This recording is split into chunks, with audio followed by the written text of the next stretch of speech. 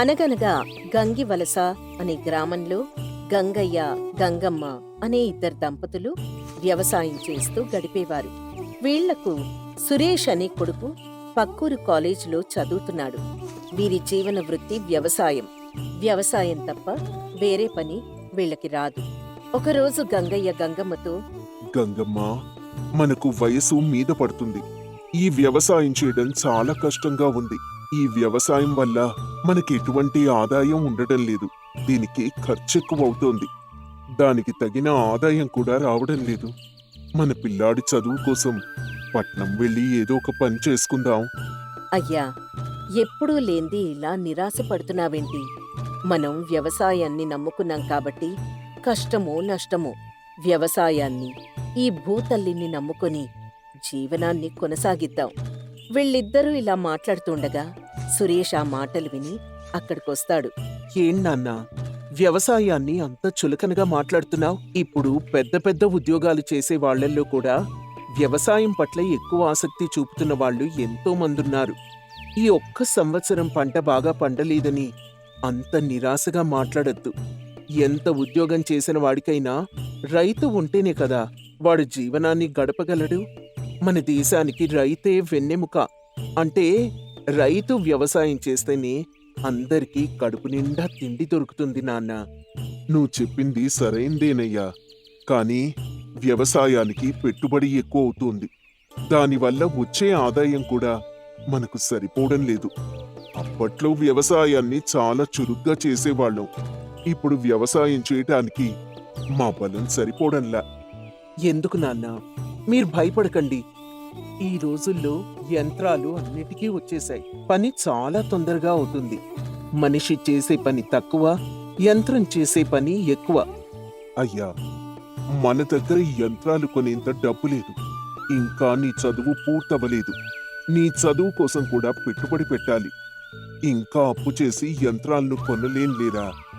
నాన్న, నేను చదువు మానేయాలి అనుకుంటున్నాను.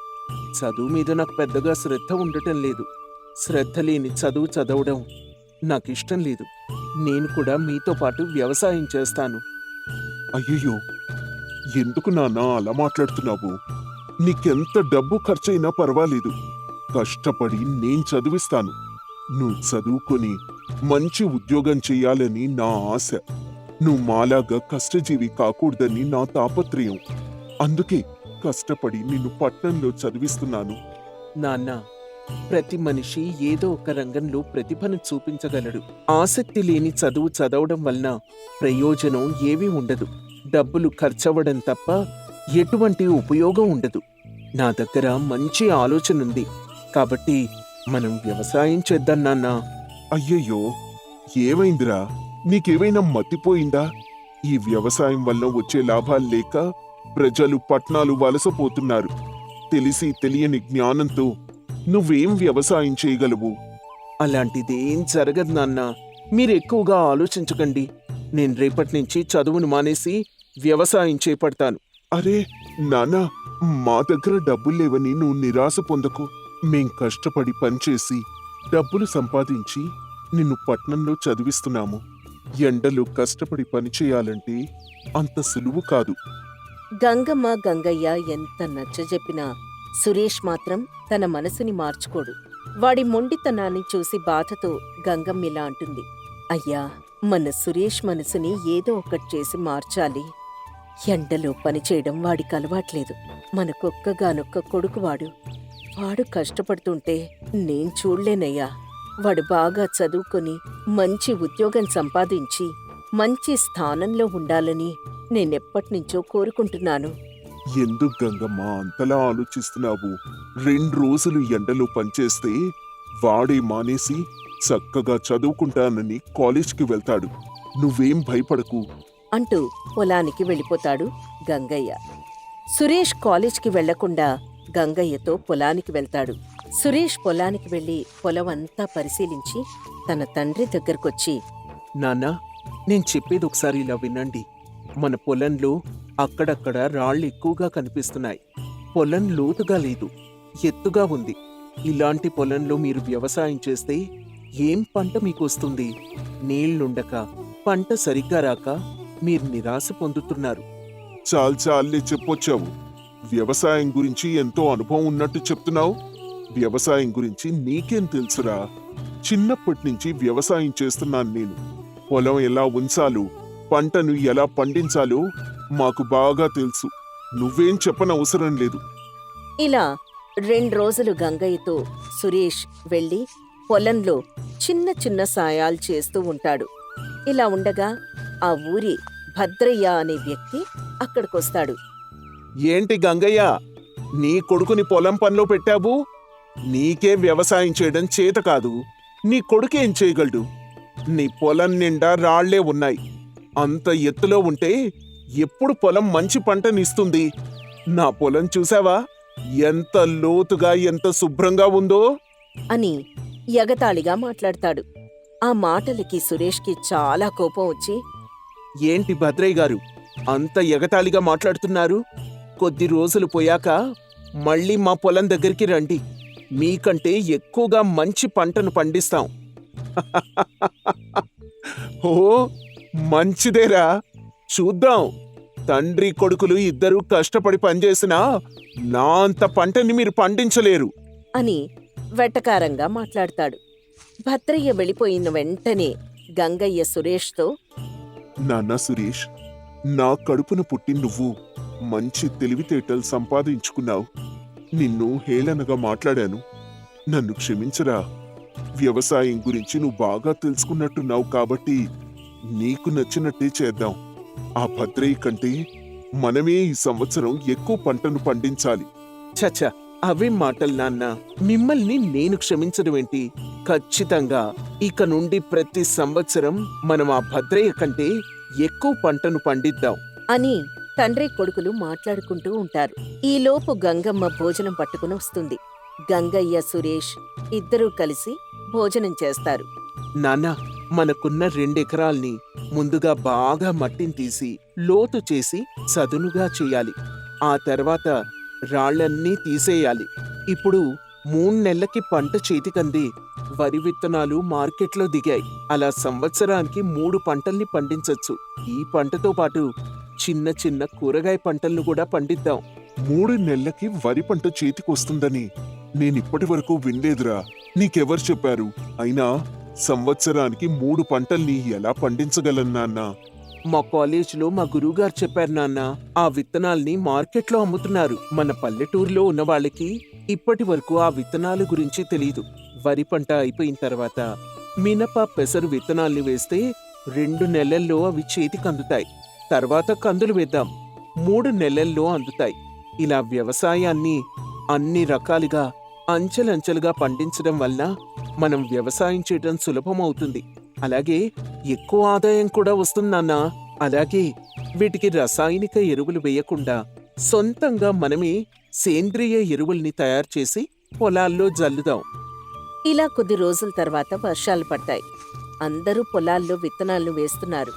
గంగయ్య, సురేష్ ముందుగా తమ పొలంలో విత్తనాలను వేయడం వలన ఆకు బాగా పెరుగుతుంది. వర్షం పడిన నీళ్లతో పొలాల మధ్యలో చిన్న చిన్న గట్లలా కట్టి నీటిని నిల్వ ఉంచి ఆ పెరుగుతున్న ఆకును తీసుకుని ఒక్కొక్క మొక్కను దూరంగా నాటుతారు.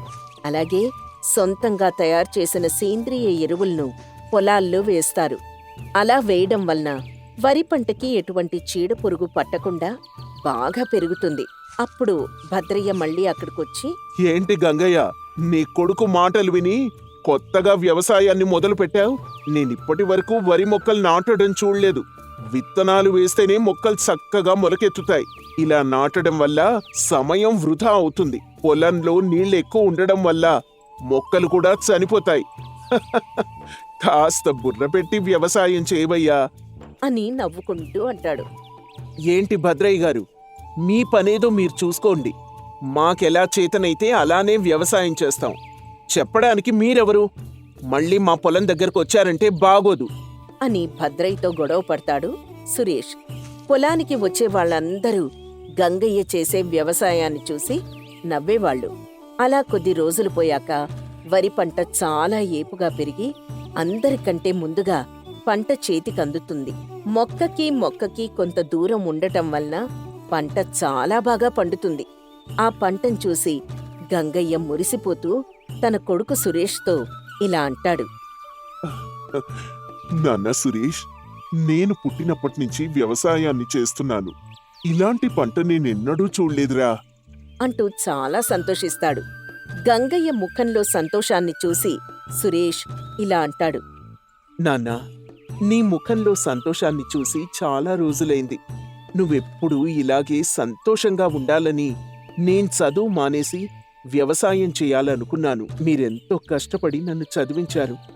మీ సంతోషం కోసం నేనిలా వ్యవసాయం చేయటం నాకు చాలా ఆనందంగా ఉంది నాన్నా. కొద్ది రోజులు పోయాక పంటంతా బాగా పండుతుంది. ఆ పంటను కోసి ఒక పెద్ద కుప్పగా పెడతారు. ఇరుగు పొరుగు వారి పంటలు ఇంకా పండవు. గంగయ్య పంటను చూసి ప్రజలందరూ ఆశ్చర్యపడేవాళ్లు. వరి పంట అయిపోయిన వెంటనే మినుము, పెసర పంటలను వేస్తారు. సురేష్ మార్కెట్కి వెళ్లి కూరగాయ విత్తనాలు తీసుకొనొస్తాడు. నాన్నా, కూరగాయ మొక్కల కోసం విత్తనాలు తీసుకొచ్చాను. మన ఇంటి వెనుక కొంత స్థలం ఖాళీగా ఉంది. దానిలో సగభాగం కూరగాయ మొక్కలను, సగభాగం పూల మొక్కల్ని పెంచుదాం. అయ్యో, అదేం నాన్నా, పూల మొక్కల్ని పెంచి ఏం చేస్తావురా? మొత్తం కూరగాయ విత్తనాలే నాటుదాం. అది కాదు నాన్నా, పూల మొక్కల్ని పెంచడం వల్ల చాలా లాభం ఉంది. అదేంటంటే ఇప్పుడు ఇంటి ముందు అందం కోసం అందరూ పూల మొక్కల్ని పెంచుతున్నారు. మనం ఈ వ్యాపారం పెట్టడం వల్ల మన దగ్గర ఈ పూల మొక్కలను ఎక్కువ డబ్బుకి కొంటారు. వీటి వల్ల కూడా మనకి మంచి ఆదాయం వస్తుందన్నా. అవునా నాన్నా? నాకీ విషయం తెలియదురా. సరే సరే అని ఇద్దరూ కలిసి కూరగాయ విత్తనాలను, పూల మొక్కల్ని నాటుతారు. ఇలా కొద్ది రోజులు పోయాక మినప, పెసర పంట చేతికందుతుంది. అలాగే కూరగాయలు కూడా బాగా పంటనిస్తాయి. పూల మొక్కలు కూడా బాగా పెరుగుతాయి. ఒకరోజు భద్రయ్య అటువైపుగా వెళ్తూ ఉంటాడు. దారి మధ్యలో సురేష్ కనిపిస్తాడు. తల వంచుకుని భద్రయ్య ఇలా అంటాడు. నన్ను క్షమించండి సురేష్. చేతకాని వాళ్ళని మిమ్మల్ని నానా మాటలు మాట్లాడాను. ఈరోజు అందరికంటే మీరే బాగా పంటను పండించారు. తండ్రి కొడుకులు అనుకున్నది సాధించి చూపించారు. ఎవరి చేతిలో ఎంత విద్య ఉంటుందో అదెవరికీ తెలియదండి.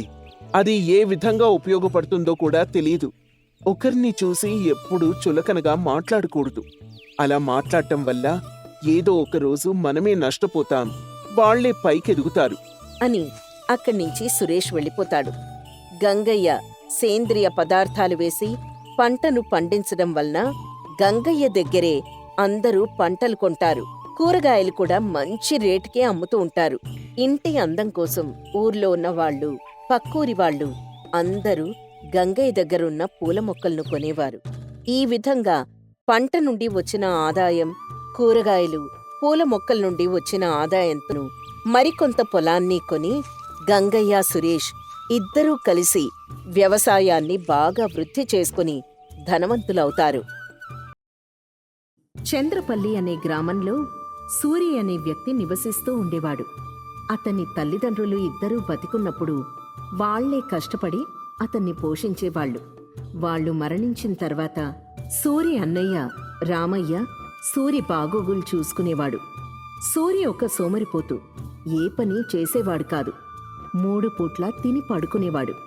అలా ఉండగా ఒకరోజు రామయ్య, చూడు సూరి, అమ్మ నాన్న బతికినంతకాలం నిన్ను బాగా చూసుకున్నారు. ఇప్పుడు నేను నిన్ను చూసుకుంటున్నాను. ఒకవేళ నేను కనుక నిన్ను చూసుకోకపోతే నీ పరిస్థితి ఏంటి? ఒకవేళ నేను కూడా చనిపోతే అప్పుడు నీ పరిస్థితి ఏంటి?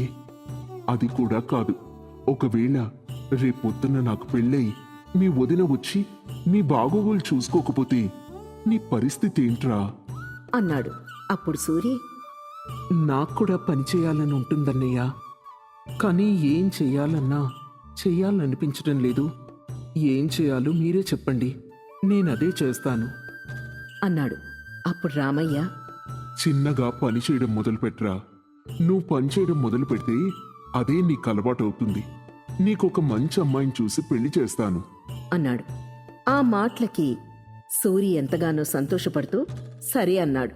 తర్వాత రోజు నుంచి పొలం పనికి వెళ్లడం మొదలు పెడతాడు.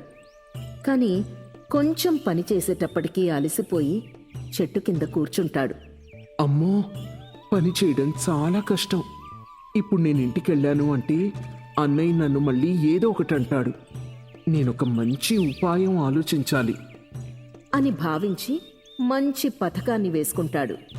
అదేంటంటే, పని చేస్తుంటే కాలు మీద రాయి పడినట్టుగా కాలికి కట్టు కట్టుకొని కుంటుకుంటూ ఇంటికి చేరుకుంటాడు. ఇంటి దగ్గర తన అన్నయ్య దాన్ని గమనించి, ఏమైంది సూరి? ఎందుకు కాలి కట్టుకట్టుకున్నావు? ఏం జరిగింది? ఏం లేదన్నయ్య, ఇందాక పని చేస్తుంటే కాలు మీద రాయి పడింది. వైద్యుడి దగ్గరికి వెళ్ళాను, కట్టు కట్టాడు. నెల రోజులు కాలు కింద పెట్టకుండా ఉంటే చాలు అన్నాడు. నెల రోజుల తర్వాత మళ్ళీ మామూలు స్థితికి వస్తాను కదా, అప్పుడు నేను పనికి వెళ్తానన్నయ్యా అన్నాడు సూరి. వెళ్ళిన మొదటి రోజే ఘనకార్యం చేసుకున్నావన్నమాట. సరేలే, ఇంట్లోనే జాగ్రత్తగా ఉండు. నేను పట్నం వెళ్ళొస్తాను అన్నాడు రామయ్య. అన్నయ్య పట్టణం అనేసరికి సూరికి చాలా సంతోషం వేస్తుంది. కాని నెల రోజులు తన పని తానే చేసుకోవాలంటే చాలా బద్ధకం. ఏం చేయాలి అని ఆలోచిస్తూ ఉంటాడు. నిన్ను చూసుకోవడానికి శ్రావణి వస్తా అన్నది. జాగ్రత్త, ఆ అమ్మాయిని ఏమీ ఇబ్బంది పెట్టకు. అన్నీ బావుంటే ఆ అమ్మాయితో నీకు పెళ్లి చేయాలని చూస్తున్నావు అన్నాడు రామయ్య. తప్పకుండా అన్నయ్య, నేనెవరిని ఇబ్బంది పెట్టను అన్నాడు సూరి. సరి. అని చెప్పి రామయ్య అక్కడి నుంచి వెళ్ళిపోయాడు. అతనక్కడి నుంచి వెళ్ళిన కొంతసేపటికి శ్రావణి అక్కడికొస్తుంది. ఏంటి బావగారు, పాపం కాలు విరిగిందంట, పెద్ద బావగారు చెప్తే పరుగుని ఇక్కడికొచ్చాను అంది శ్రావణి. అవును శ్రావణి, బాగా నొప్పిగా ఉంది. నువ్వు సాయం చేయడానికి వచ్చావుగా, నాకు దిగుల్లేదులే. తప్పకుండా బావగారు, నేను సాయం చేయడానికే వచ్చాను అని చెప్పి అతనికి భోజనం సిద్ధం చేస్తుంది. అతను భోజనం చేసి ప్రశాంతంగా పడుకుంటాడు. సాయంత్రం సమయంలో శ్రావణి నీళ్లు వేడి చేస్తుంది. అప్పుడే సూర్య అక్కడికొస్తాడు. బావా, నీళ్లు వేడెక్కాయి, వేడినీళ్లు తోడుతాను, స్నానం చెయ్యి. అబ్బా, నీళ్ళేం పోసుకుంటాను శ్రావణి. రోజు రోజుకి నీకు బద్ధకం ఎక్కువ అవుతుంది బావా. ఇలాగే ఉంటే కొన్ని రోజుల్లో నీ తిండి కూడా నువ్వు తినవు. ఎవరైనా తినిపించాలేమో. ఏటి గట్టుకి రమ్మన్నా నీ అంతట నువ్వు వెళ్ళవేమో. నిన్ను తీసుకువెళ్ళి నీ పని పూర్తయిన తర్వాత నీళ్లతో వాళ్లే శుభ్రం చేయాలేమో అంది శ్రావణి. ఏంటి శ్రావణి అలా మాట్లాడుతున్నావు? నువ్వు మాట్లాడేది నాకు అస్సలు నచ్చలేదు. మరి ఇంకెలా మాట్లాడాలి? ఎన్ని రోజులైంది నువ్వు స్నానం చేసి? దగ్గరకొస్తేనే ఎలక చచ్చిన వాసన వస్తోంది. మర్యాదగా స్నానం చెయ్యి, లేదంటే నేను వెళ్ళిపోతాను వద్దులే శ్రావణి, నేను చేస్తాను అని అంటాడు సూరి. శ్రావణి సరే అని చెప్పి నీళ్లు తోడుతుంది. కావాలని వేణ్నీళ్లు అతని కాలు మీద పోస్తుంది. సూరి చాలా పెద్దగా కేకలు పెట్టడం మొదలు పెడతాడు. ఎంత పని చేసావు శ్రావణి! మూలిగే నక్క మీద తాటికాయ పడ్డమంటే ఇదే అనుకుంటా. చాలా ఇబ్బంది పడుతున్నాను ఇప్పటికే నేను. పొరపాటున జరిగిపోయింది బావా, నన్ను క్షమించండి. జరిగిందేదో జరిగిపోయింది, దాని గురించి వదిలే, మరేం పర్లేదు. బావా, కట్టుగుడ్డ విప్పి మళ్ళీ నేను కడతాను, ఒకసారి చూపించు. వద్దొద్దు, మరేం పర్లేదు, బాగానే ఉందిలే, నువ్వెళ్ళు అని సమాధానం చెప్పాడు సూరి. అందుకు ఆమె సరే అని చెప్పి పక్కకు వెళ్ళిపోతుంది. పక్కకు వెళ్ళిన శ్రావణి తన మనసులో, నేనేమీ ఇక్కడికి ఊరికే రాలేదు బావా. నువ్వు కాలికి గాయం కాకుండానే కట్టుకున్న సంగతి నేను నా కళ్ళారా చూశాను. మీ అన్నతో చెప్తే వాడంత పని చేస్తాడని నేను అస్సలు అనుకోలేదు శ్రావణి. ఏం చేద్దాం, రోజు రోజుకి వాడికి సోమరితనం ఎక్కువైపోతుంది. శ్రావణి, వాణ్ణి నీకిచ్చి పెళ్లి చేయడానికి నా మనసు అస్సలు ఒప్పుకోవడం లేదు. అలాంటి వాడు నిన్నెలా పోషిస్తాడు అనేదే నా బాధ. మీరేవీ బాధపడకండి బావగారు. నేనెలా అయినా సరే ఆయన బద్ధకాన్ని వదిలికొట్టేలా చేసి మంచి మార్గంలో పెడతాను. అప్పటిదాకా ఈ విషయం మనిద్దరి మధ్యనే ఉండనివ్వండి. నీ మీద భారం వేస్తున్నాను శ్రావణి, ఇక నీ ఇష్టం. నేనెలా అయినా నిన్ను మంచిదారిలో పెట్టడానికి ఇక్కడికి వచ్చాను బావా. ఖచ్చితంగా మంచిదారిలో పెట్టిన తర్వాతే వెళ్తాను అని అనుకొని ఇంట్లోకి వెళ్తుంది. అతనికి భోజనం పెడుతుంది. అతను భోజనం చేసిన తర్వాత శ్రావణితో మాట్లాడుతూ ఉంటాడు. శ్రావణి, వంటెక్కడ నేర్చుకున్నావో కానీ చాలా అద్భుతంగా చేస్తున్నావు. నేను మా అమ్మ దగ్గర నేర్చుకున్నాను బావా. సరేగాని తిన్నావుగా, నువ్వు పడుకో, నేను కూడా పడుకుంటాను అంది శ్రావణి. సరే, పడుకుందాం అన్నాడు సూరి. ఇక ఇద్దరూ విశ్రాంతి తీసుకుంటూ ఉంటారు. చాలా సమయం తర్వాత శ్రావణికి ఒక పులి గాండ్రింపు శబ్దం వినపడుతుంది. శ్రావణి నిద్రలేచి, సూరిబావా త్వరగా లే, ఏదో పెద్ద పులి మన ఇంటి దగ్గరకొచ్చింది, త్వరగా లే బావా, బావలే. అబ్బా శ్రావణి, పులిని పక్కకు వెళ్ళమని చెప్పు. నాకు నిద్ర లేచే ఓపిక లేదు. నన్ను ప్రశాంతంగా పడుకోనివ్వు. బావా, నువ్వు ఇప్పుడు నిద్ర లేవకపోతే జీవితాంతం నిద్రపోవాల్సి వస్తుంది. త్వరగా నిద్ర లే బావా, లే అని చాలా హడావిడి చేస్తుంది. అతనొక్కసారిగా నిద్ర లేచి ఆ పులి గాండ్రింపు శబ్దం వింటాడు. వెంటనే భయంతో అమ్మో, పులి పులి అంటూ బయటికి పరిగెడతాడు. అతను బయటికి వెళ్ళి, ఎక్కడ పులి, ఎక్కడ పులి, ఎక్కడా అన్నాడు సూరి. అదంతా చూస్తున్న శ్రావణి, బావా పులి అనగానే బయటికి పరిగెత్తావు. పులి లేదు, ఏమీ లేదు, నేనే కావాలని అలా చేశాను. నీ కాలు బాగానే ఉంది, బాగానే పరిగెత్తావు అంది. లేదు లేదు, నా కాలు బాగలేదు. అయినప్పటికీ భయంతో అలా పరిగెత్తాను. నువ్వెందుకు పులిలా అరిచావు అని అడిగాడు సూరి. ఎందుకంటే నీ నిజస్వరూపం బయట పెట్టడానికి. నీ కాలికి గాయం కాలేదని నాకు తెలుసు బావా. నీ కాలి కట్టుకోవడం నేను స్వయంగా చూశాను. ఇలా మీ అన్నయ్యను మోసం చేస్తున్నావని నీకు కొంచెం కూడా బాధ వేయడం లేదా? నిజానికి అతన్ని నువ్వు మోసం చేయడం లేదు, సోమరితనంతో నిన్ను నువ్వే మోసం చేసుకుంటున్నావు. ఇక్కడ జరిగిన విషయమంతా మీ అన్నయ్యకి తెలిస్తే ఎంత బాధపడతాడు బావా, ఆలోచించు. శ్రావణి, దయచేసి అలా చేయొద్దు. ఒకవేళ నువ్వు నా మాట వినలేదనుకో, నువ్వు మా అన్నయ్యకి నిజం చెప్పేలోపు నేను నా కాలుని గాయపరుచుకుంటాను. నీ కాల్ని నువ్వు గాయపరుచుకుని బాధపడాల్సిన అవసరమే ఉంది బావా. ఒకవేళ నువ్వు గాయపరుచుకున్నా అది ప్రమాదంగా మారి నీ కాల్ని తీసేయాల్సి వస్తే అప్పుడు జీవితాంతం నువ్వు కుంటివాళ్లాగా ఉండాలి. అలా అయితే నువ్వు జీవితాంతం సంతోషంగా ఏ పని చేయకుండా ఉండిపోవచ్చు అంది శ్రావణి. ఆ మాటలు విన్న సూరి ఏం మాట్లాడకుండా అలాగే ఉండిపోతాడు. ఒకసారి నువ్వు నాతో పాటు రాబావా, నీకొకరిని పరిచయం చేస్తాను అని అతన్ని వెంట పెట్టుకుని ఒక వ్యక్తి దగ్గరికి వెళ్తుంది శ్రావణి. అతనికి 2 చేతులు లేనప్పటికీ అతను బరువులు మోస్తూ ఉంటాడు. శ్రావణి అతన్ని చూపించి, అతన్ని చూసావా బావా, పుట్టుకతో 2 చేతులు పోగొట్టుకున్నాడు. కాని తన మరదలు మాత్రం అతన్ని ప్రేమించి మరీ వివాహం చేసుకుంది. తనని నమ్మి వచ్చిన ఆమె కోసం కష్టపడి పని చేస్తున్నాడు. అతన్ని చూసి మనం నేర్చుకోవాల్సింది చాలా ఉంది బావా. చేతులు లేకుండా అతను కష్టపడుతున్నాడు. అన్ని అవయవాలు సరిగ్గా ఉన్న నువ్వు మాత్రం ఏమాత్రం కష్టపడకుండా ఏ పని చేయకుండా సోమరిపోతులాగా ఉన్నావు. అతన్ని చూసి నువ్వేం చెప్పాలనుకుంటున్నావో నాకు చెప్పు బావా అంది. అప్పుడు సూరి చాలా బాధపడతాడు. శ్రావణి, ఇంకెప్పుడు నేను అలా చేయను. నా కళ్ళు తెరిపించావు. రేపటి నుంచి నేను కూడా పనికి వెళ్తాను. ఎంత కష్టమైన పనైనా చేస్తాను. నిన్ను పెళ్లి చేసుకుని నిన్ను సుఖపెడతాను. ఆ మాటలకి శ్రావణి చాలా సంతోషపడుతుంది. అలా సూరి తను చెప్పినట్టుగానే చాలా కష్టపడి పనులు చేస్తాడు. కొన్ని రోజుల తర్వాత పండ్ల వ్యాపారం మొదలు పెడతాడు. అది కాస్త చాలా పెద్ద వ్యాపారంగా మారి బాగా డబ్బు సంపాదిస్తాడు. అనుకున్నట్టుగానే శ్రావణిని పెళ్లి చేసుకుని సంతోషంగా ఉంటాడు. సోమరితనంగా కూర్చుంటే మనం ఏదీ సాధించలేము. కష్టపడి పనిచేస్తే అనుకున్న విజయాలను సాధించగలం.